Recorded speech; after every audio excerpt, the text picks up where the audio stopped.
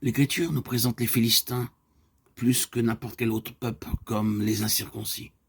Et c'est cette appellation qui va nous fournir la clé de tout le problème. Nous savons d'après le Nouveau Testament quel est le sens spirituel de la circoncision. Jetons-y un coup d'œil, Colossiens 2, 9, 13. C'est en lui que vous avez été circoncis, de la circoncision de Christ, qui consiste dans le dépouillement du corps de la chair. Qu'est-ce que la circoncision de Christ, spirituellement? C'est le dépouillement du corps de la chair. Et il nous a dit que c'est quelque chose à quoi nous avons été amenés. Nous avons été amenés à la circoncision de Christ, c'est-à-dire au dépouillement du corps de la chair. Et la chose a été représentée figurativement par notre baptême. La parole nous dit que lorsque nous avons été baptisés, ayant été ensevelis avec lui par le baptême, nous sommes entrés dans la circoncision de Christ.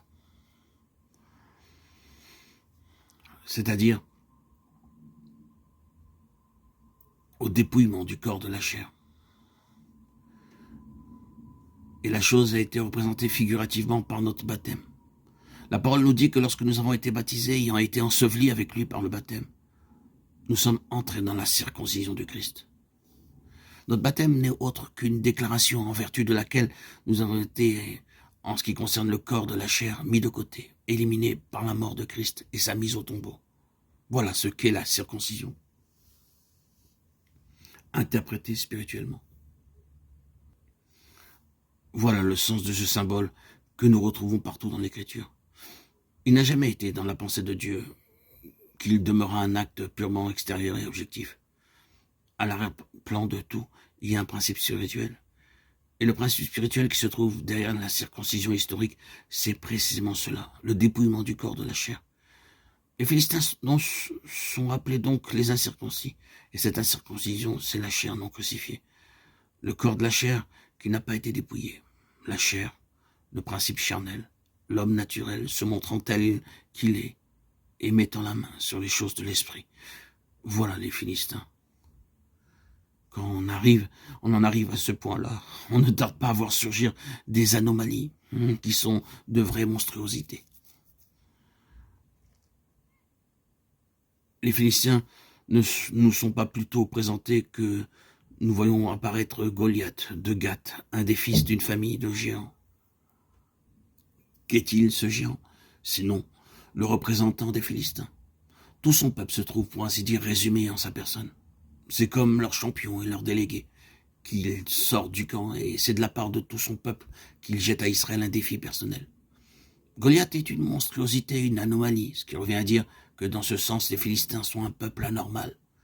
Quand un homme charnel met la main aux choses spirituelles pour les arranger à sa façon, il crée une situation qui est extrêmement difficile. C'est une situation anormale. Quand l'homme naturel est laissé à lui-même, on peut encore en venir à bout. Mais quand il a les choses de Dieu en main, quel parti faut-il prendre? Discuter? À quoi bon?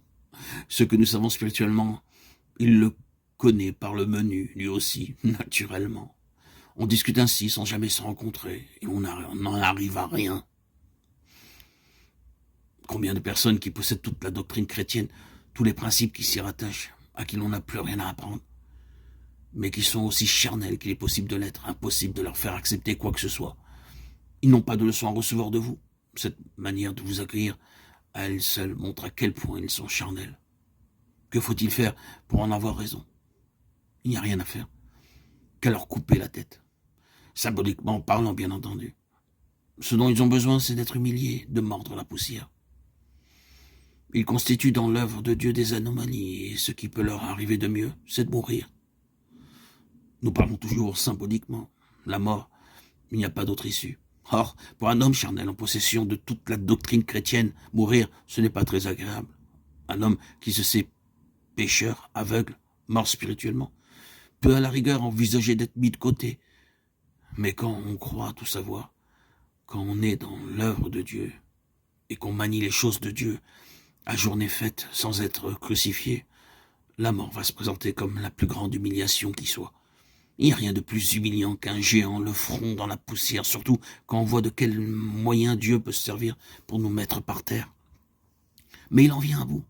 Il n'a pas besoin pour cela de faire appel à quelques grands déploiements de force naturelle. David laisse de côté l'armure de la chair que lui offre Saül, cet équipement humain offert par une intelligence charnelle, il le refuse, il le rejette. Et il prend le moyen le plus simple. Il ne dit pas en effet, je viens à toi avec ma fronde et mes pierres, mais au nom de l'Éternel des armées. Le géant, la normale, jette sur lui un regard de dédain. Suis-je un chien pour que tu viennes à moi avec des bâtons? Quand l'instrument qui, en lui-même, n'est rien, se trouve être loin de Dieu pour faire rendre les armes à un tel géant, l'humiliation est terrible. Pour quelqu'un qui, en plein dans l'œuvre de Dieu et dont l'activité est toute absorbée par les multiples devoirs du ministère, cette acceptation de la mort de Christ est beaucoup plus difficile que pour quelqu'un qui n'a jamais touché aux choses de Dieu. C'est cela, précisément, que représentent les Philistins, les incirconcis. La personnalité humaine cherchant à pénétrer et à s'affirmer dans le domaine des choses de Dieu, dans le but de se les approprier, d'en faire son affaire, sans que la croix ait au préalable fait son œuvre indispensable de crucifixion et de mort. C'est l'homme naturel, faisant main basse sur les choses de Dieu, sur les principes qui gouvernent son activité, l'homme charnel, à l'affût des secrets spirituels, dont il pourrait tirer parti.